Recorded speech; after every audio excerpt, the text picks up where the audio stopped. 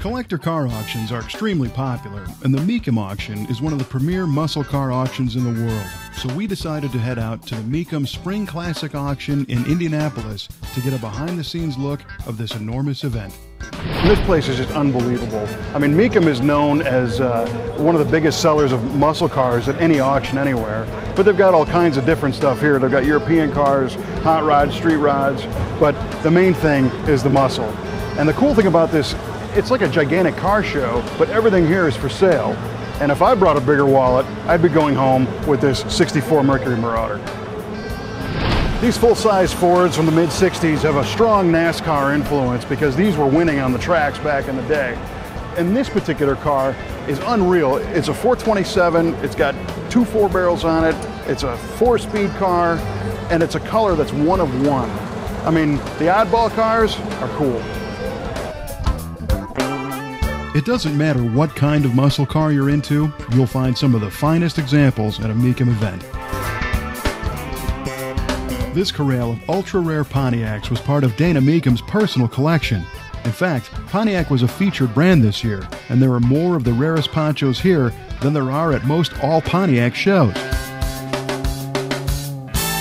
This 1963 Pontiac Tempest wagon featured a dual-quad 421 Super Duty racing engine, near-perfect 50-50 weight distribution thanks to the rear transaxle design, and a strong racing heritage. It crossed the block for $450,000. Another standout was the custom 1963 Corvette originally built for GM designer Harley Earl. This car featured custom side exhaust, special blue-on-blue coloring, unique dual dash gauges, and a 300 horsepower 327 4-speed combination.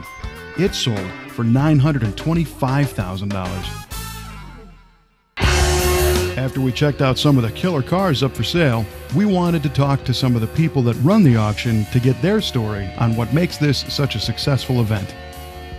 How do people do coming through this? Because you've got a lot of anxiety, you've got a lot of excitement, you've got some pressure. I mean, this is a unique environment. That's right. And it can be a little intimidating. And what we try to do is make sure that we take that intimidation factor away. What our hope is that we present a world-class collector car auction with a hometown feel.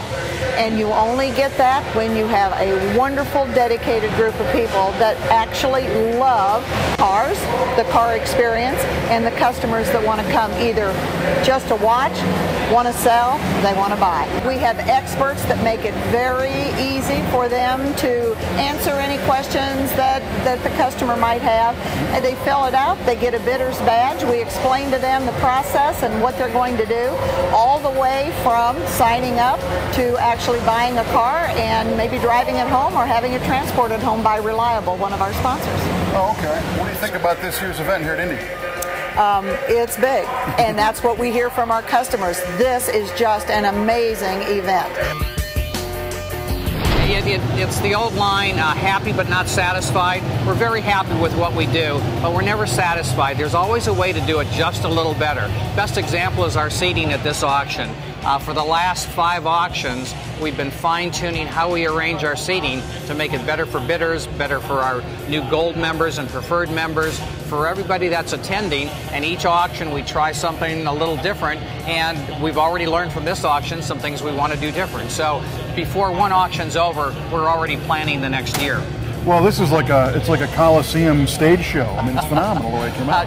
Very much. We're real pleased with how this all worked. Everybody's been happy with. Everybody can see. The bidders can get in and get out easily, so it's worked very well.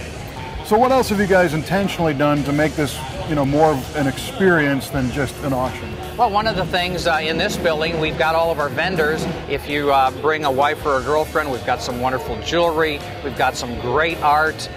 We've got some fun mannequins back there. There's a little bit of everything. But just coming here for the show is definitely worth it on its own. Well, and we like to say not only is it a great auction, it's one of the best car shows you could ever go to. For 15 bucks, where could you see 1,750 of the very best cars in the world? So I'm going to imagine if you come to the Mecum auction and you've got a particular car in mind you're going to buy, and for whatever reason, maybe you miss the car as it goes across the auction and it doesn't sell, you'd be pretty upset. So Mecum, correct me if I'm wrong, has put together kind of an interesting program to allow people that opportunity if they missed a car, right? A few years ago, Dana and I come up with the idea that no one promoted the off-the-block sales for the auctions. They sat outside, they got sold individually, people took their cars home. With the situation we have with this now, the way we set it up, we progressed it from into the name of the bid goes on. So as a car leaves an auction block, if it doesn't sell, the auctioneers have got the cadence and the bid goes on. So it leads the people, once their car goes across the block, to come over and see what the bid goes on is. And the situation is that we take the cars, we put our sticker on them, and we take offers on the cars until the auction is over. In other words, it doesn't cost them any additional to leave their cars in the auction. And as of this auction that we're doing now, we've sold about 50 cars, and we're about $1.5 million in the auction. Still got 2 more days to go. Of course, we figured that the auction staff would be a little bit biased, so we set out to talk with some of the people that were in attendance buying and selling cars to get their take on the Mecum auction. Now, you brought out how many cars? About 32 cars out for sale. So, like, all the cars in the background we're looking at were brought out by you guys? Yes. And what's your average percentage that you normally sell here? If you bring 30 cars, you're going to sell all 30 of them? Or? Well, we'd like to, but I mean, half would be a great number. And right now we've sold, I think we sold 13 out of 20, so we're over half today, so we're very, very pleased with that, yeah. Now, let's talk about the sale. If it doesn't sell, it's because of your reserve, or because maybe it's the car, or what do you think? Oh, I think it's a combination of things. I mean, I think it takes 2 bidders, you know, that want the car. Yeah, we typically buy cars here. Frankly, we typically buy more than we sell. Now, this has been a tough sale. Interesting. The cars are typically bringing right now more than what we can pay for them. Knowing that we're going to resell them, I don't keep that much stuff, so mainly it's for resale. So from a standpoint of you know, what they're bringing in there, they're bringing retail or plus. Yeah, it's been a very, very strong sale. Now, what brings you here specifically to the Mecum auction? I mean, what sets this one apart from some of the others?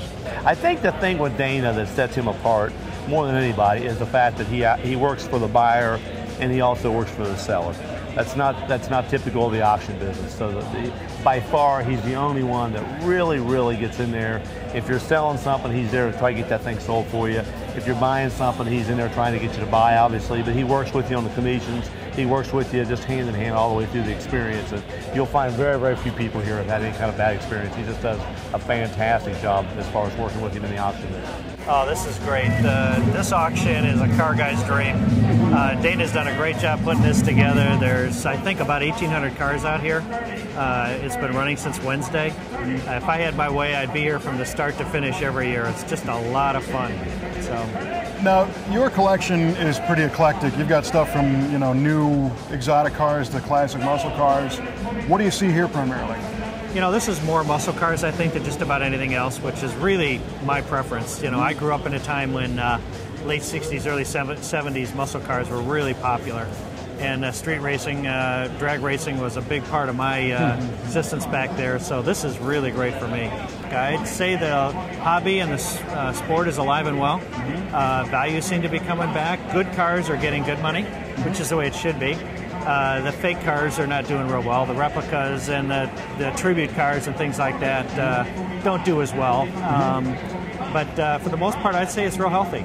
So what are you doing here? You buying, selling, just looking? I'm doing both, actually. You mentioned a car collection. We've got 150 cars there. It's about 30% muscle cars and about 30% exotics and about 40% Corvettes. Of course, you know, Lingenfelter Performance, the heritage is Corvettes and Camaros, and so that's the focus of my collection mostly. But there's a lot of great Camaros and Corvettes here, and that's been my focus here. I've got this habit so bad that the car collection got to a point where we couldn't get through the aisles. We've got 40,000 square feet, and to get something out of the collection was real hard to drive. So we brought about 18 cars to sell, and we've sold most of them. So.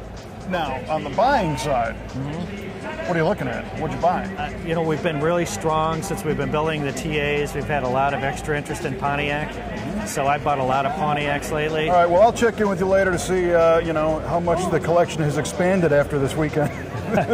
Chances are it'll be substantial. All right.